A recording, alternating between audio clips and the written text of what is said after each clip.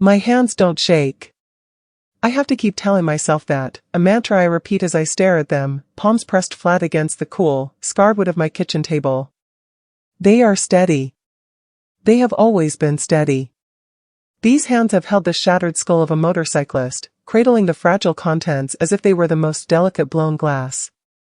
They have threaded 4 lines into veins thinner than silk thread in the jolting, vibrating belly of a helicopter, a task requiring the precision of a watchmaker.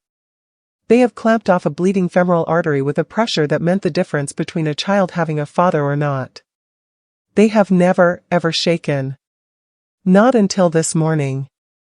Not until I tried to put the key in the car door, a simple, everyday act I've performed 10,000 times. The brass key felt suddenly as heavy and unwieldy as a railroad spike, my whole arm trembling with a violent, humiliating palsy until my fingers sprang open and it clattered to the asphalt. The sound was a gunshot in the quiet, suburban morning, a sound of final surrender. I left it there. I just turned around, walked back inside, and called the school to tell them I wouldn't be in. I sat here, at this table, for 3 hours. Just staring at my hands, waiting for the lie to become true again. I was a flight nurse who never feared the sky. I need you to understand that, to really feel the truth of it. The sky wasn't a place of danger to me, it was a sanctuary, a vast, blue cathedral where the noise of the world, the traffic, the bills, the disappointments, the endless, nagging chatter of everyday life, simply fell away, replaced by the sacred, thrumming hymn of the rotor blades. My office had no walls, just a curved plexiglass window looking out over a sprawling, living tapestry. From up there, the patchwork of farmland looked like a grandmother's quilt, cities were like handfuls of scattered glitter thrown down by a giant, and the clouds were solid, beautiful islands you could almost believe you could walk on. Up there, I wasn't just a woman, I was a vital piece of a machine dedicated to mercy, a bridge suspended between tragedy and hope. I never looked down and felt a flicker of vertigo. I never felt the lurch of turbulence as anything but a minor inconvenience, a pothole on a far more important road. The fear other people talked about, that white-knuckle, palm-sweating grip on the airplane armrest, was a foreign language to me, a language of a tribe I didn't belong to. I spoke the language of altitude and airspeed, of systolic and diastolic, of the frantic, beautiful, and terrible fight for a life suspended between heaven and earth. This calling, this pull towards the chaotic, beating heart of an emergency, started in me young. I wasn't the little girl playing peacefully with dolls, arranging tea parties. I was the one bandaging up the reluctant family cat, building elaborate splints for my brother's fallen G.I. Joe out of popsicle sticks and my mother's best masking tape. There was a clarity in crisis that I craved, a stark, black and white purpose that the messy, gray world of school and social politics lacked. When the world fell apart for someone, there was a script, a procedure, a dance of steps that, if followed with skill and courage, could change the ending. You assess the scene. You intervene with decisive action. You stabilize the chaos. You transport towards a solution. It was a dance, a terrible, beautiful, and intimate dance with death itself, and I didn't just want to watch, I wanted to be one of the lead partners. My parents, good, solid, wonderfully earthbound people who ran a small, meticulous accounting firm, just couldn't comprehend it. They saw my straight-A report cards and pictured me in a quiet, air-conditioned laboratory, peering into a microscope. They saw my innate compassion and thought I'd make a wonderful, gentle schoolteacher, shaping young minds in a safe, predictable classroom. A nurse, Aaron? Are you absolutely sure? My mother would ask, her voice always laced with that gentle, bewildered concern that felt, to my teenage ears, like a subtle dismissal. The hours are so long and thankless, and the things you'll see, it's just so messy. Messy. That was the whole point. I didn't want clean. I didn't want predictable. I wanted the mess. I wanted the blood and the tears and the vomit and the raw, unfiltered, screaming humanity of it all. I wanted to be the one who waded into the mess and carved out a path to survival. So, I did my time. I went to nursing school, devouring the textbooks not as chores, but as manuals for my future life. I graduated and dove headfirst into the ER, the glorious, chaotic, unvarnished pit of a level 1 trauma center. And I thrived there. I truly came alive. The constant wail of sirens was our symphony, the flickering fluorescent lights our sun and moon. I learned to start in 4 on a seizing, violent drug addict, finding a vein in the storm. I learned to calm a terrified, wide-eyed child with a compound fracture, my voice a steady anchor in their world of sudden, shocking pain. I learned to look a grieving family in the eye, their world just shattered, and offer not empty platitudes, but a steady, human presence in the void. I loved it. I loved the adrenaline, the camaraderie, the sheer, unvarnished truth of it. But after a few years, I started to feel the walls of the hospital closing in. The ER was a destination, the final stop for so many, but I became obsessed with the journey.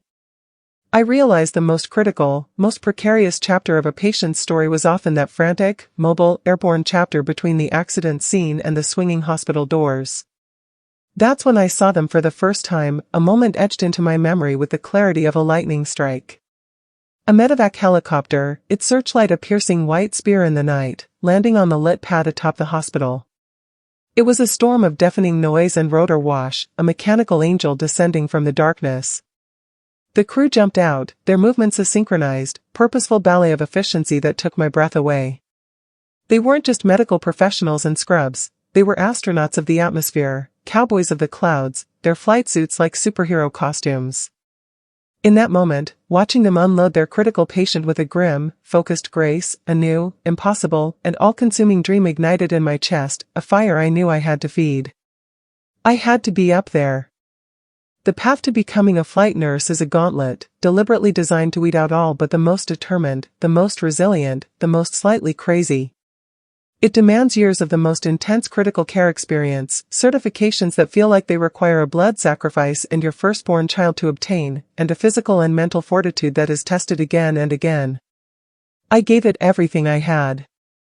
I spent my days off in high-fidelity simulation labs, practicing complicated intubations and chest tube insertions and vibrating, tilting mock-ups of helicopter cabins, the noise of a rotor blade soundtrack piped in to simulate the chaos.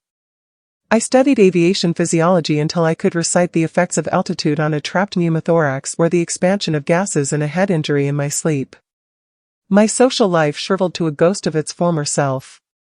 Dates were cancelled for last-minute overtime shifts. Family birthday dinners and holiday gatherings were missed for intensive certification courses. My mother's gentle concern deepened into a quiet, persistent, and ever-present worry that hung in the air between us like a fine mist. "It's just so dangerous, honey," she'd say, her hand covering mine on the tablecloth, her touch light but her fear heavy. "Those machines, they're so complex. And they fall out of the sky." I read about it.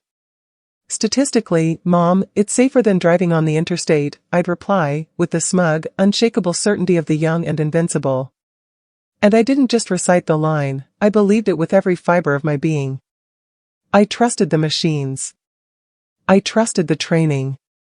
I trusted the sky. It was my element. The day I got my wings was one of the top 3 proudest days of my life, right up there with graduating nursing school and, though I didn't know it then, the day I would save a life with my own 2 hands on solid ground. The patch they gave me, a pair of sleek, silver wings embroidered with a single, serpent-twisted staff, felt heavier and more significant than any diploma or medal. I sewed it onto the sleeve of my new flight suit myself, sitting on the floor of my apartment, my fingers clumsy with a potent cocktail of excitement, pride, and sheer terror. The flight suit itself became more than a uniform, it became a second skin, a symbol of everything I had sacrificed and worked for. It was bulky and utilitarian, colored a nondescript navy blue, and covered in a multitude of pockets designed for shears, pens, flashlights, trauma dressings, and all the tools of our trade. Zipping it up each morning was a sacred ritual. It was my armor. When I wore it, I was no longer just Erin, the daughter, the girlfriend, the woman with doubts and bills, I was a flight nurse. I was part of an elite. I was, in my own mind, untouchable. My partner was a man named Mike, a veteran medic built like a retired linebacker, with a laugh that was deep and rough and could cut through the thickest tension of any situation, and eyes that had seen a lifetime of human suffering but had miraculously never lost their core of profound kindness. He was strong enough to lift a 250-pound patient onto a gurney, but his hands, like mine, were capable of an astonishing, almost reverent gentleness when cleaning the dirt from a child's face. We became a unit, a single, well-oiled machine. He was the calm, steady earth to my fiery, intense sky.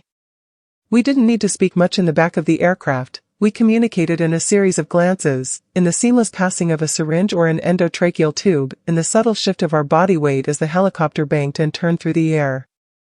Our pilot, a laconic, endlessly competent ex-army guy named Jake, was an artist with the controls.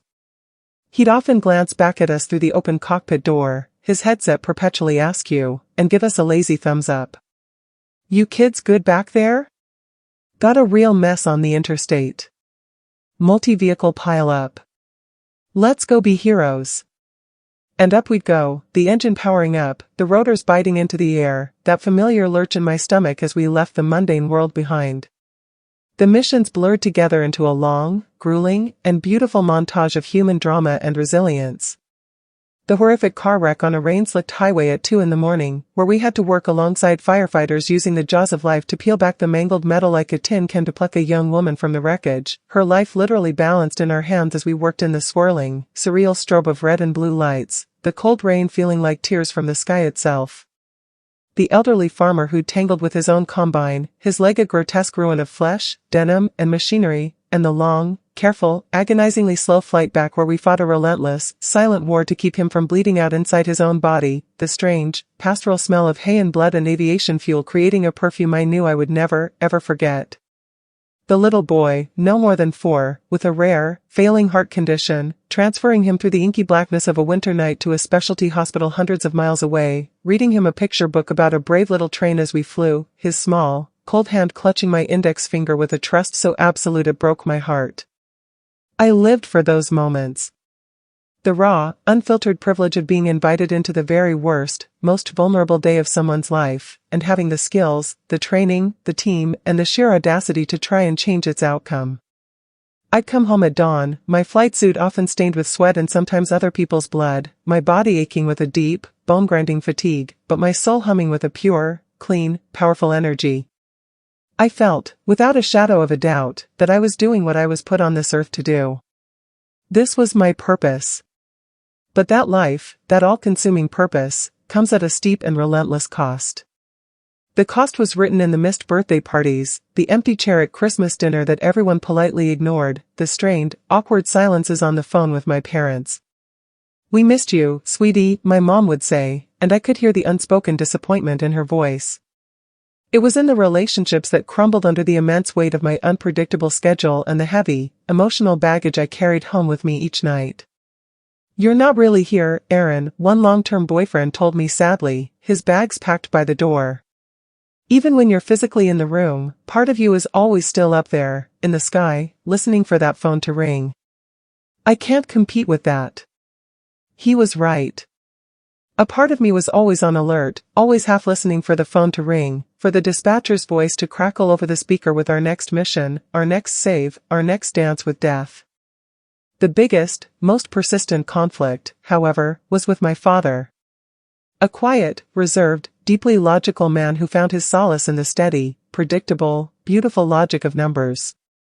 He could make a column of figures on a spreadsheet tell a perfect, truthful, and unambiguous story. My life was a story of chaos and chance, of random accidents and split-second decisions, and it terrified him on a level he could never articulate. He never said it, not in so many words. He never forbade me or yelled. But his silence on the subject of my work was louder, more painful, than any argument could ever be. He'd ask about my work in the most general, superficial terms, "Keeping busy, Aaron?" His eyes never quite meeting mine, before quickly steering the conversation to the safer waters of the weather, or the neighbor's new car, or the stock market. The one time, after much pleading, I brought him to the base, to see my world, to see the machine I trusted with my life, he stood stiffly in the vast, echoing hangar, looking small and out of place next to the hulking, silent helicopter. He didn't ask questions. He just looked at it, then at me, and patted my shoulder, his hand feeling surprisingly frail.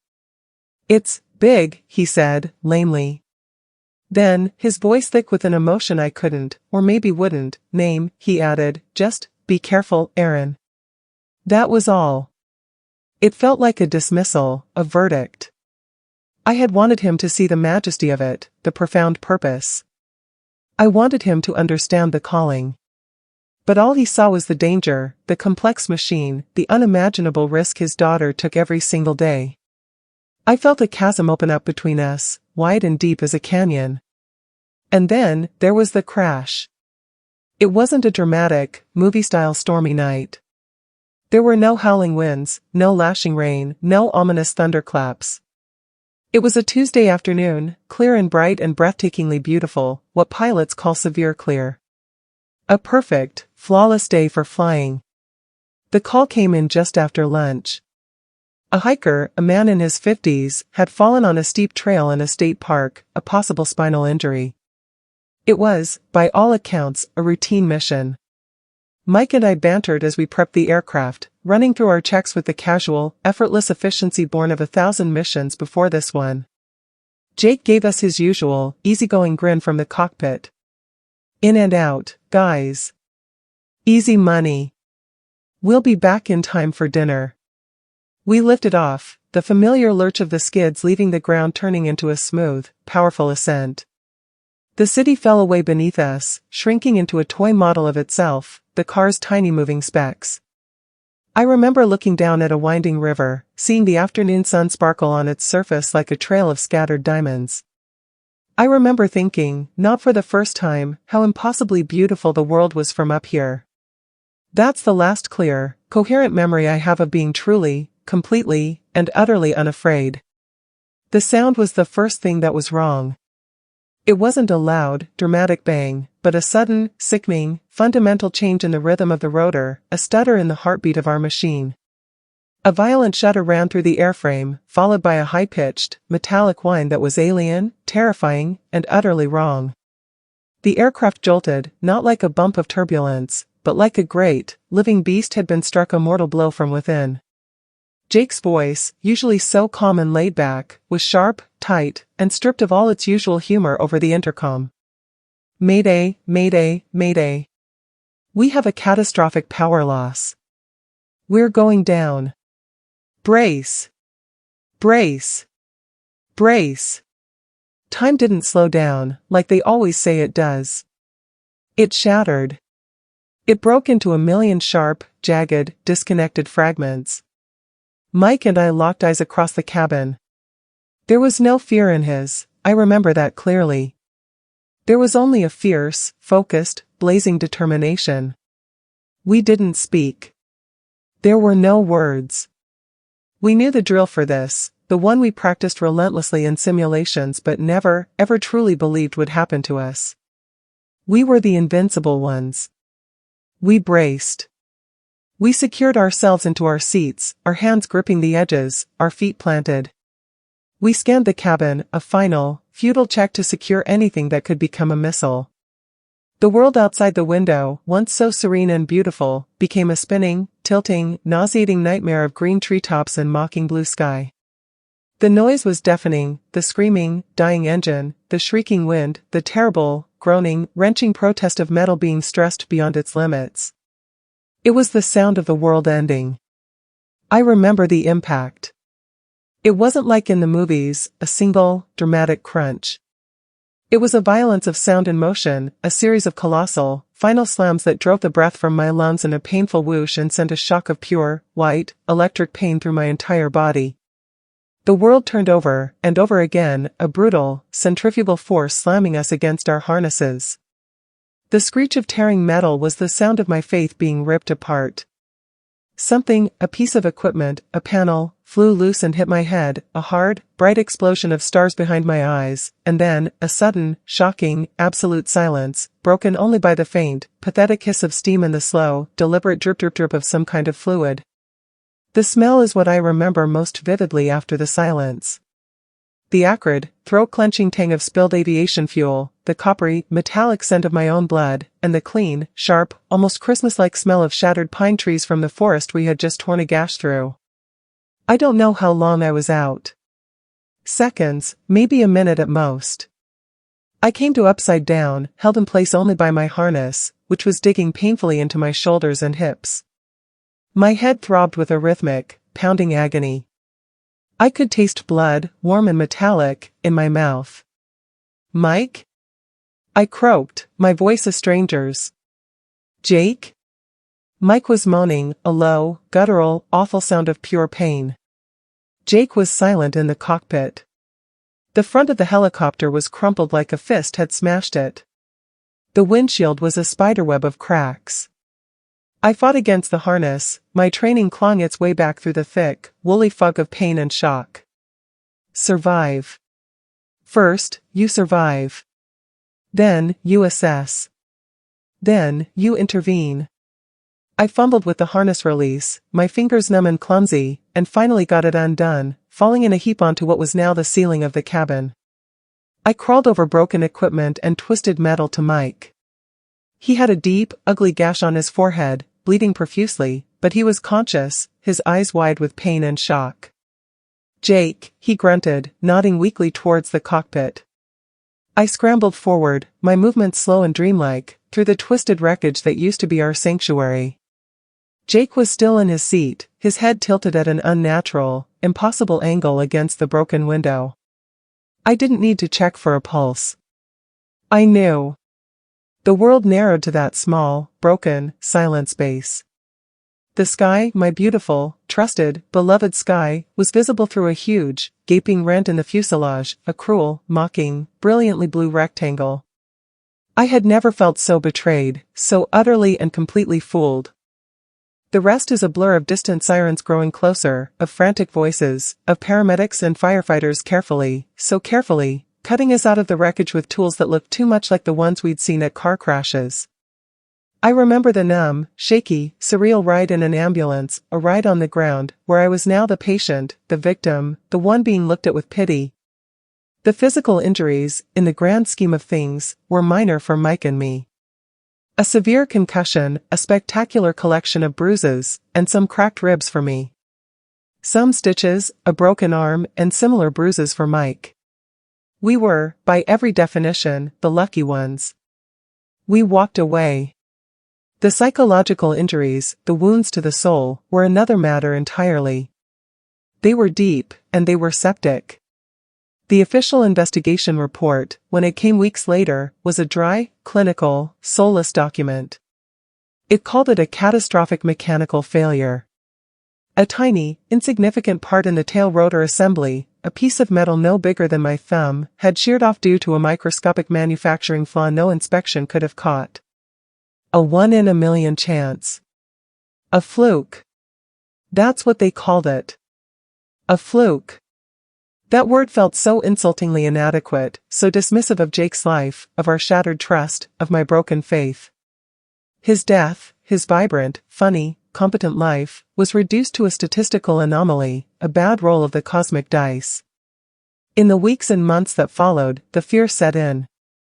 It didn't arrive as a sudden, dramatic panic attack, but as a slow, creeping, insidious spine, wrapping itself around my lungs, constricting my heart, paralyzing my will.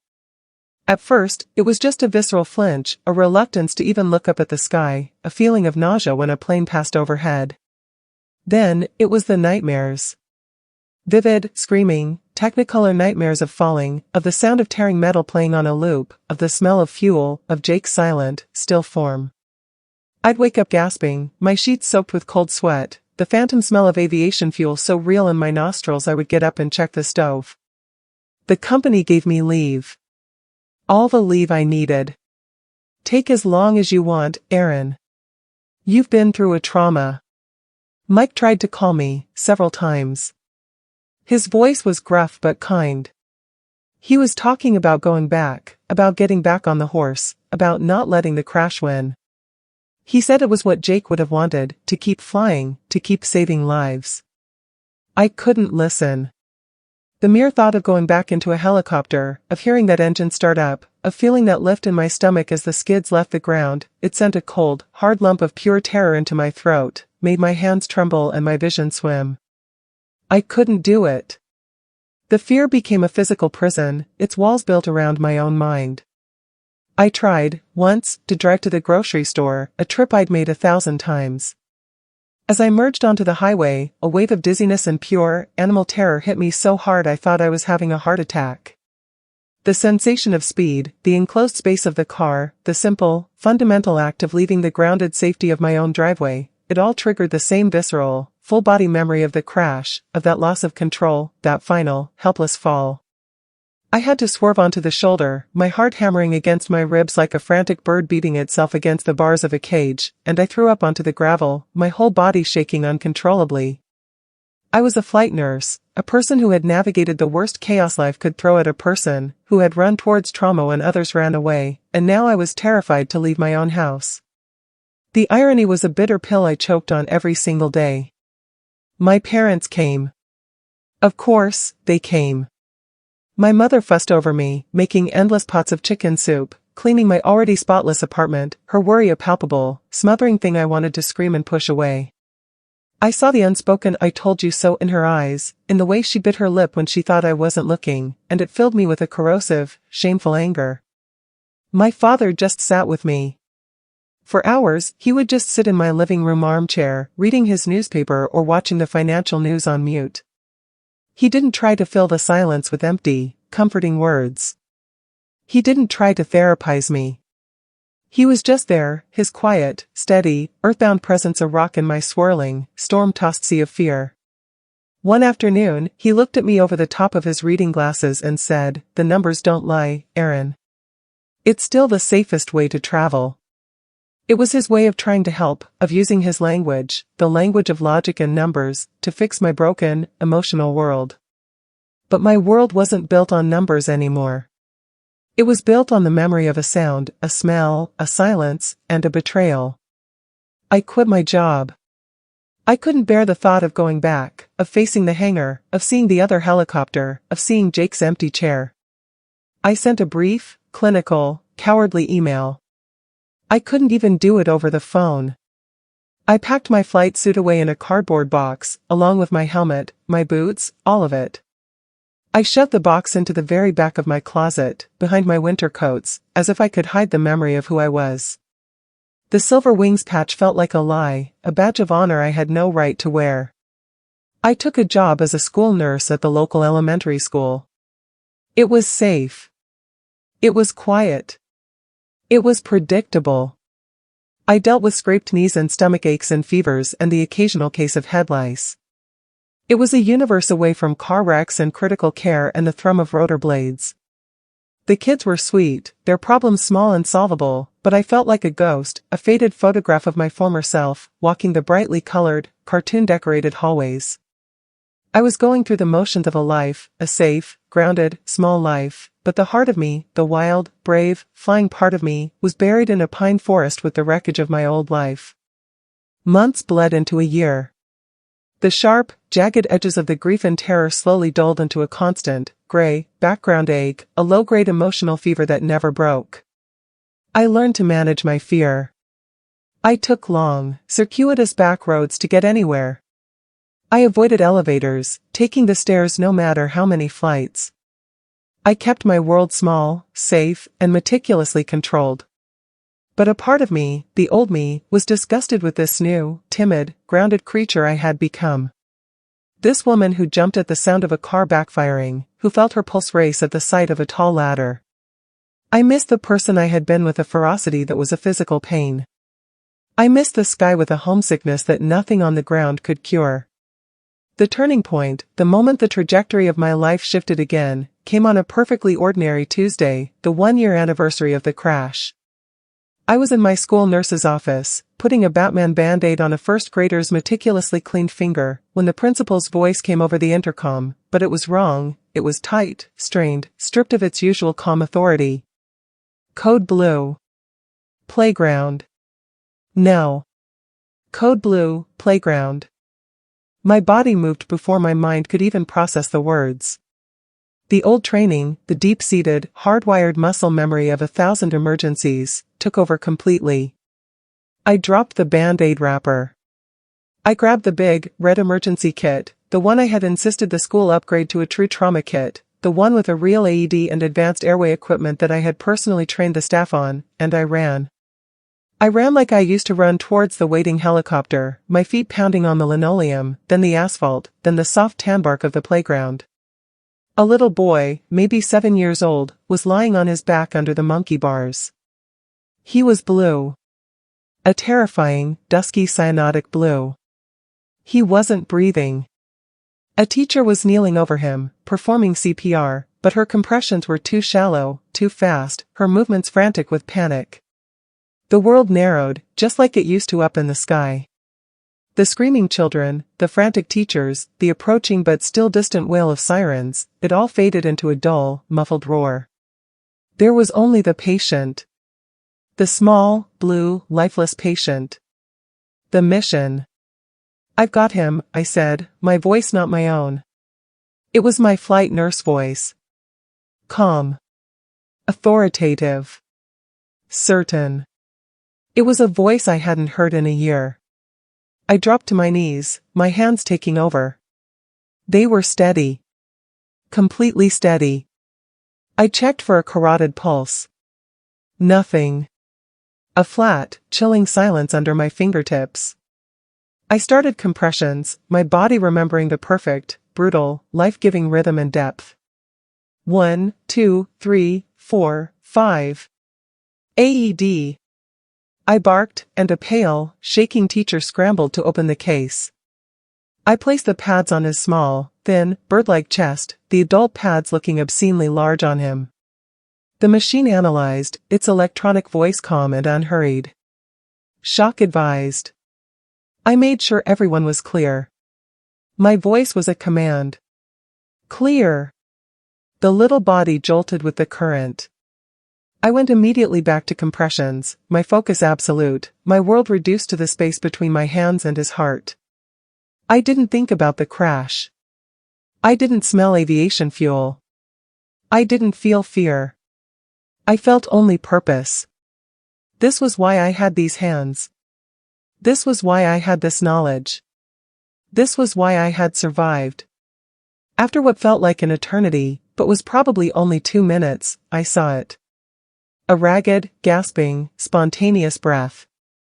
Then another. A weak, thready pulse fluttered under my fingertips, a tiny, brave drumbeat returning to the world. Color, a miraculous, beautiful, rosy pink, began to creep back into his lips, his cheeks. The ambulance crew arrived then, pouring onto the playground with their own bags of equipment. I gave my report in the crisp, efficient, unemotional language of my past life, the language I thought I had forgotten. 7-year-old male, witnessed collapse, was pulseless and apneic on my arrival, one shock delivered with AED with return of spontaneous circulation at, I glanced at my watch, a habit from a lifetime ago, 1432. As they loaded him onto the gurney and into the ambulance, his mother arrived, sprinting across the playground, her face a mask of pure, undiluted terror. She looked at me, her eyes begging for a truth, for hope, and I could finally, honestly, give it to her. "He's breathing on his own," I said, my voice soft now, the flight nurse receding, the human woman returning. "He has a strong, steady heartbeat. They're taking him to Children's. They're taking good care of him." She grabbed my hand, her grip desperate, crushing. "Thank you," she whispered, her voice breaking on the words. "Thank you for saving my boy." I stood there on the playground, the tan bark soft under my feet, watching the ambulance pull away, its sirens a fading echo. My hands were trembling again, but this time it was from the adrenaline, from the aftershock of a battle fought and won, from the sheer, overwhelming relief of having been useful again. And in that moment, standing on the solid, unyielding, safe ground, I understood something with a clarity that felt like a physical blow. The crash hadn't taken my skills from me. It hadn't stolen my purpose. It had just buried it under a mountain of fear, trauma, and grief. But today, I had dug it out. Today, I had been a flight nurse again, even if my feet never left the ground. The essence of what I was, what I had trained to be, wasn't tied to a helicopter. It was tied to me. I went home that night and I did something I hadn't been able to do for a year. I opened the closet door. I moved the heavy winter coats aside. I pulled out the cardboard box. I opened it. The smell that wafted out was faint but unmistakable, antiseptic, sweat, and that faint, ghostly scent of aviation fuel. I held the flight suit up. It was just a suit.